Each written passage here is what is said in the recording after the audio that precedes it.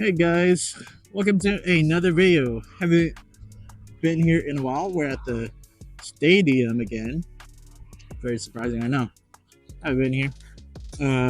But today's video is gonna be explaining what happened in my crash, how I recovered, what my thoughts about it, how I overcame my fear of riding again and whatever. So it's a little bit more sad than like what I usually do when it's me just randomly riding. Hopefully some funny moments will happen. Or I'll say something funny, I don't know. Hopefully you guys think I'm funny. But that's basically what the video is all about for today. And I can explain what my first bike is as well, since that's the bike that I crashed in. So I hope you guys do really enjoy this video and we can get to it. I'm gonna explain it while riding, so I'll catch you in the next one. Bye. Okay guys, hopefully you guys can hear me. I lost too many videos because somehow my mic unplugs from the camera, like just so slightly where I wouldn't get any audio. So hopefully you guys can hear me. Hopefully I don't have to re-record it again. So hopefully this be one take Timmy, man. Alright, gotta get ready here. Damn. Oh look, another biker, man. We'd love to see it. I wonder why he went to the other side. I love the bikers. We're gonna get on riding soon. Oh yeah, he's practicing his slow maneuvers. You see that, boys? That's what you gotta practice on. I don't practice those. Even though I'm not the best, still, you gotta practice those. Alright, let's talk about it. So, yes, I was involved in a crash before I got this bike. The beloved Zx6r. The one that you love. Yeah. So, I was in the crash. It was... I didn't die, clearly. I didn't die. I just didn't die. Yeah. It was bad, but it wasn't like... I guess I could have died. Hold up. So I was involved in a crash with another bike I had. My first bike, in fact.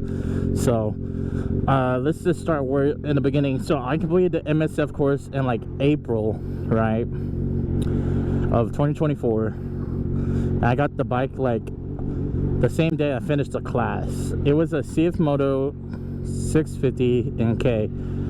I'll show you a clip right now.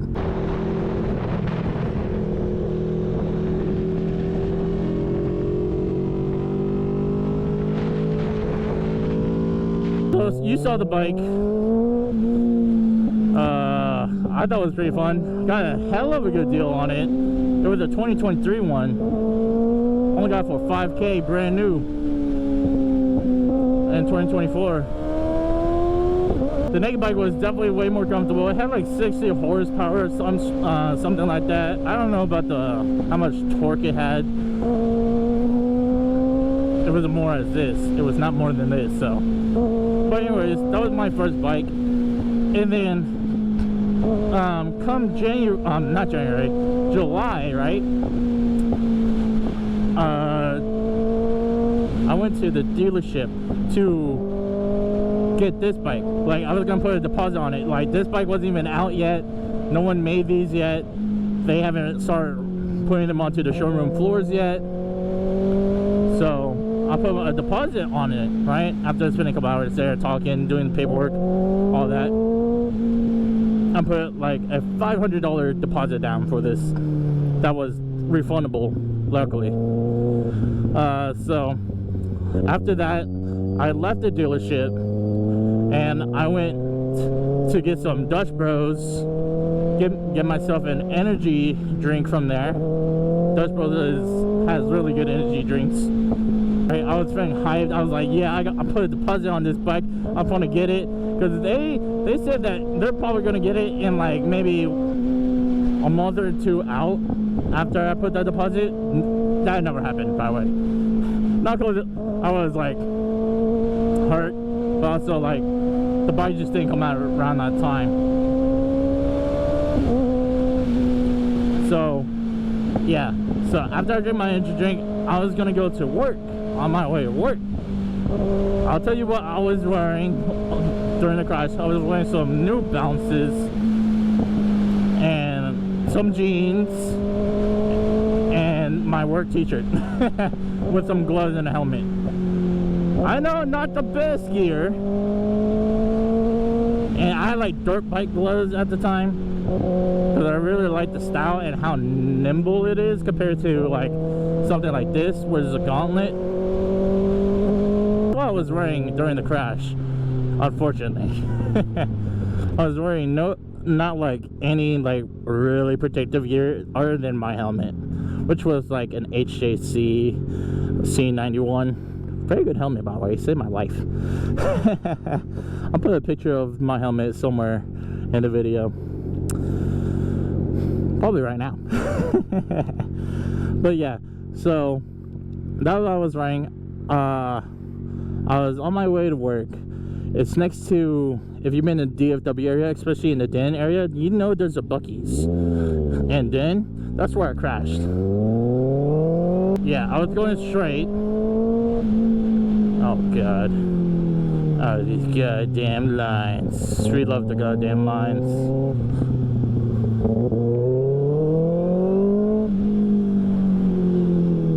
Oh my god. Gotta be careful on those intersections, especially. Oh, she pops. Sorry, I'm like getting distracted. Alright.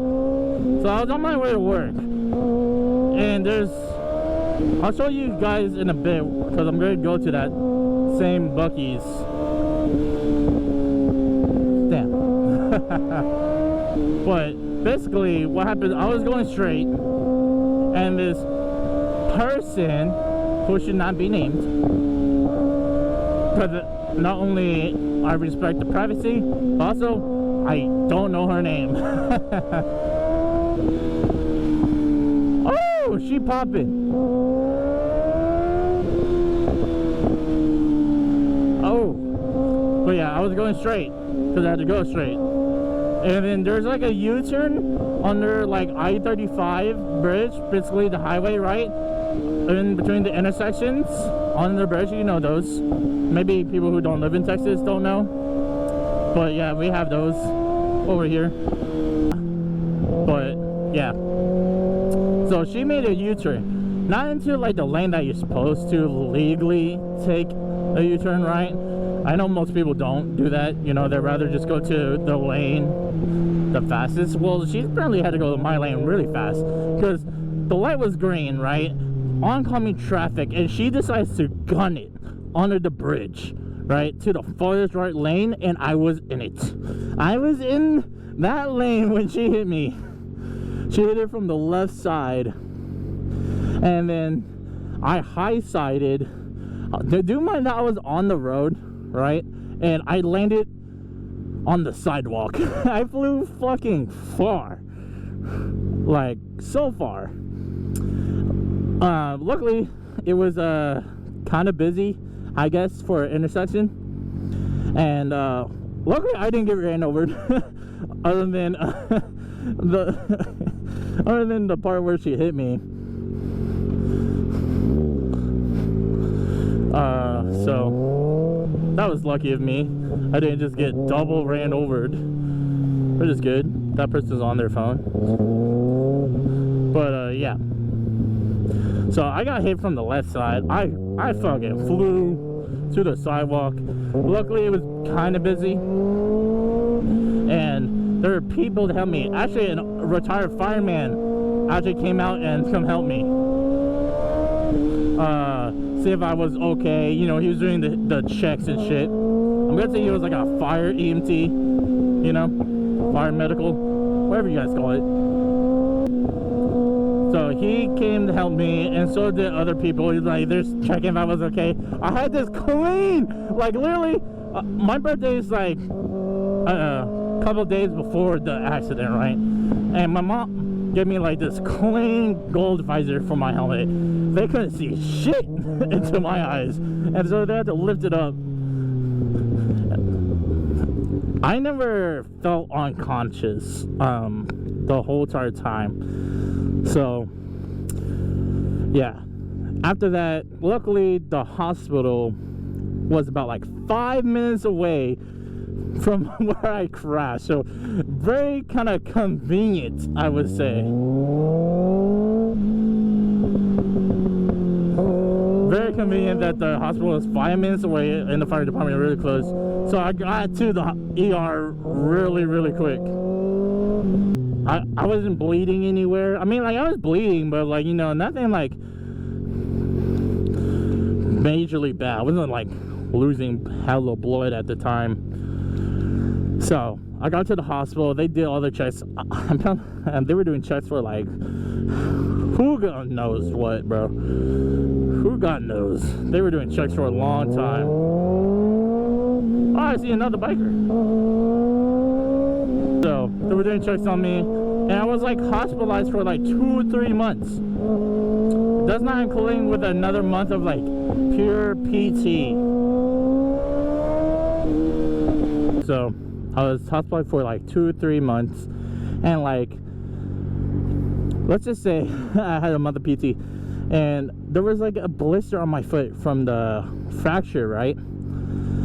They call it like a fracture blister, and it swelled up like a balloon. I may or may not put a picture of that, but yeah, it swelled up into like a balloon. I had like road rash, like on my, mostly just on my arms, barely on my legs. There's like a couple scars here and there, but yeah, that's how it is.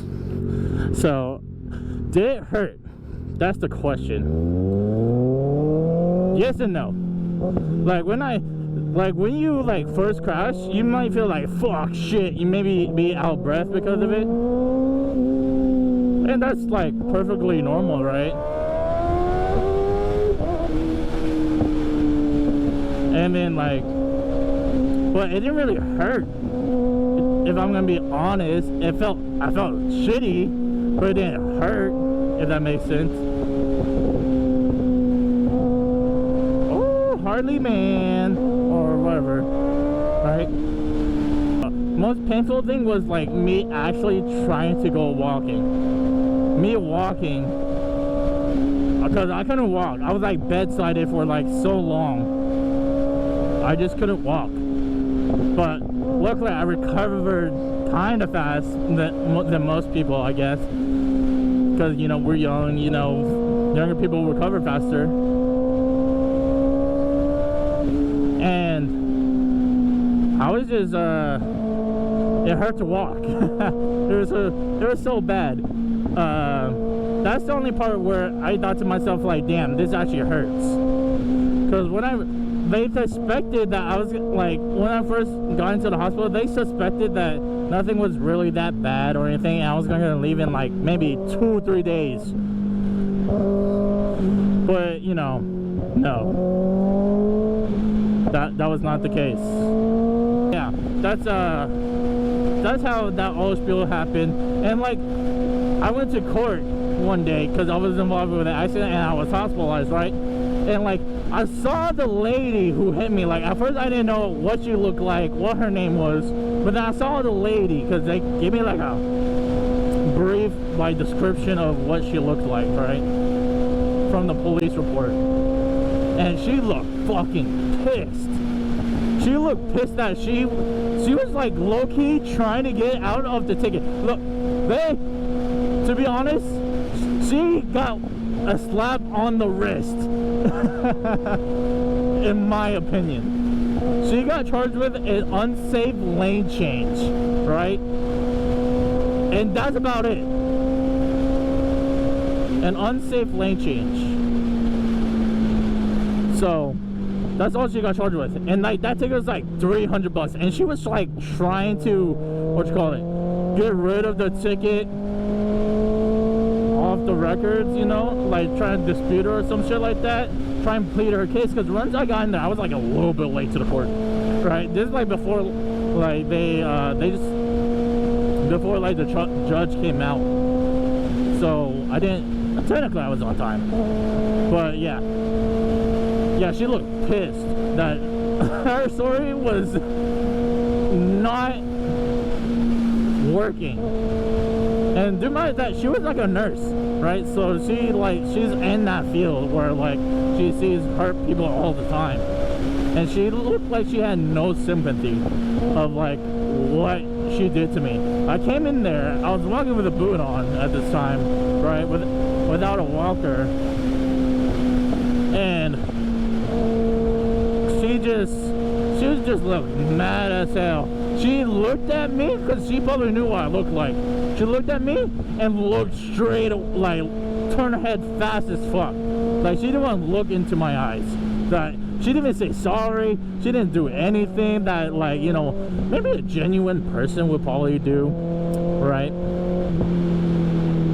And I was not too, because like not only because she didn't like do any of that, right, which kind of made me feel like, damn, humans do really suck. But like, not you guys don't suck. But what you call it? I was mad because like, what you call it? She didn't get like, I feel like it was like pretty injustice. I'm not saying she should go like jail time or some shit like that, but I could have died, man. I could have died. Like if I would have died, she would have got charged with like fucking manslaughter.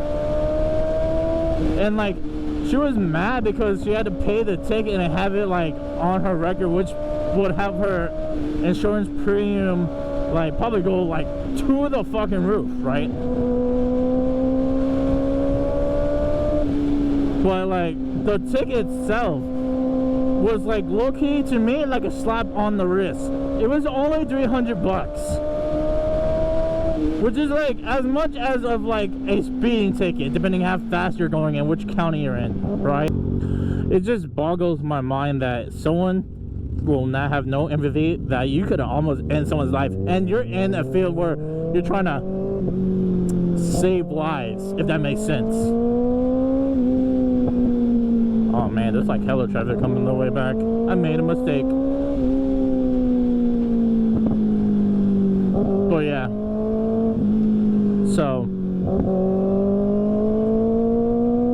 really, I was kind of pissed at that, but like at that point I didn't really care. I was like, I'm just glad that I'm alive,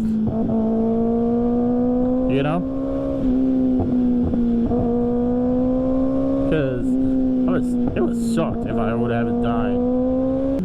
Let's talk about how I got over the fear of riding. All right. Well, I'm gonna be honest with you. I had no fear. I had no fucking fear going back to riding. All I thought about in the hospital was riding. Thank you. All I thought about was riding.